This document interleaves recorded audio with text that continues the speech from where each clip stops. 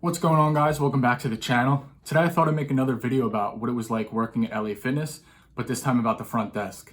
I'll leave a link in the description if you guys want to check out the last video where I explained what it was like being a personal trainer at LA Fitness.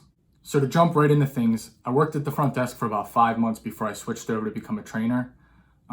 Just like last video, I figured we start off with the pay because I'm sure that's why most of you guys are here watching this video in the first place. So the starting pay for the front desk was minimum wage plus commission. Now, minimum wage in Pennsylvania is $7.25, so starting pay was $7.25 plus commission. Now, there are a few ways to earn commission, and I'll explain all of them. The first is by updating people's credit card. So say someone has been a member with LA for a while now, and something happens to their credit card, either it gets stolen or they end up getting a new one or something like that. It shows up in our system as declined. We get a list of phone numbers every 15 minutes of all the declined cards in the country. Now, your job as front desk is to call these people and say, hey, my name's Ryan, I'm calling from LA Fitness. I just wanted to let you know that your card didn't go through for this month, and I wanted to know if you wanted to update it in our system.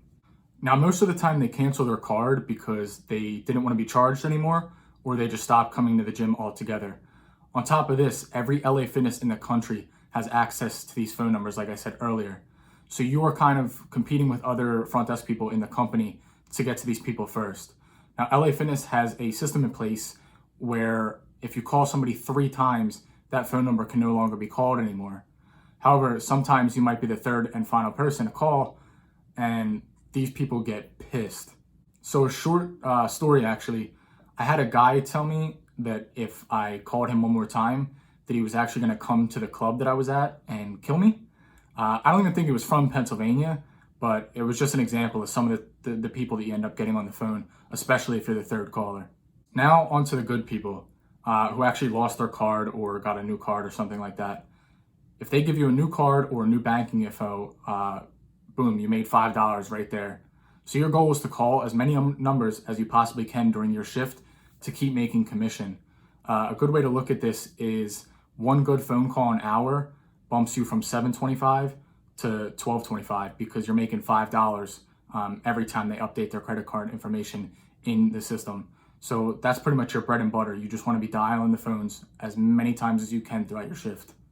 Another great way to earn commission is by renewing somebody's membership. So some of the clientele at LA Fitness pay a yearly membership instead of monthly. So every time you see that somebody's getting close to their membership being up, you call them, you say, hey, it looks like you're about a month away from your membership expiring for the year. Did you want to renew? If they renew, you just made 4% of whatever their yearly cost is. So for example, if their cost for the entire year is $300, you just made $12 off one phone call. So again, it's just the whole goal is to increase your hourly by earning as much commission as you can throughout the shift. So the last 2 ways that you can earn commission, they're pretty much the same. So whenever someone comes in and they bring a friend and they need a day pass, usually it's 15, or a mother brings her child in for the day and they need to use the daycare services at the club. If you're the one who signs them up, or not signs them up, but like gives them the day pass or approves their child to go into the daycare service, you make 4% of that as well. So if somebody comes in for a day pass and it's $15, you're making 60 cents. I know it's not a lot, but it does add up if you get a lot of them, especially if you're at a busy club. So in the video about personal training, I talked a lot about busy club versus being in a quiet club. For training, you 100% want to be at a busy club. However, the front desk, it's about even between busy and quiet. Remember, your main job is to scan people in as they come into the club.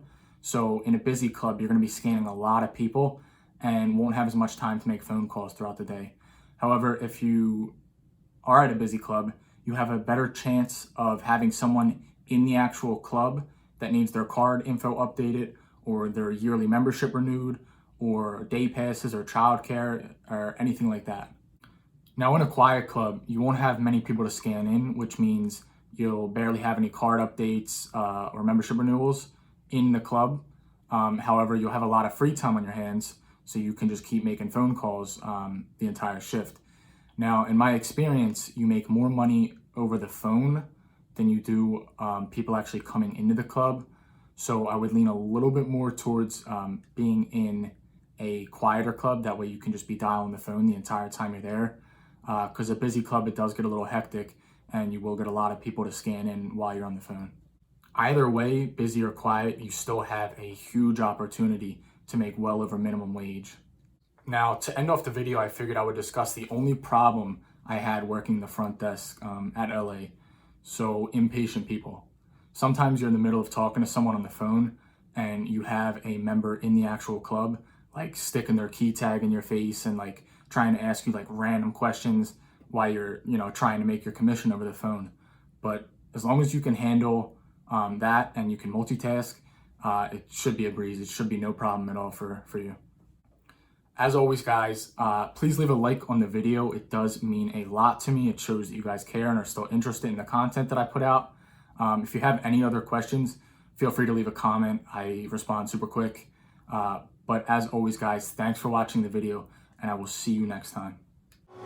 Feel like I'm destined. I don't need a Smith and Wesson. Girl, who you testing? Fuck your schedule, who's your lesson? Life and testing, taking shots with all your breath.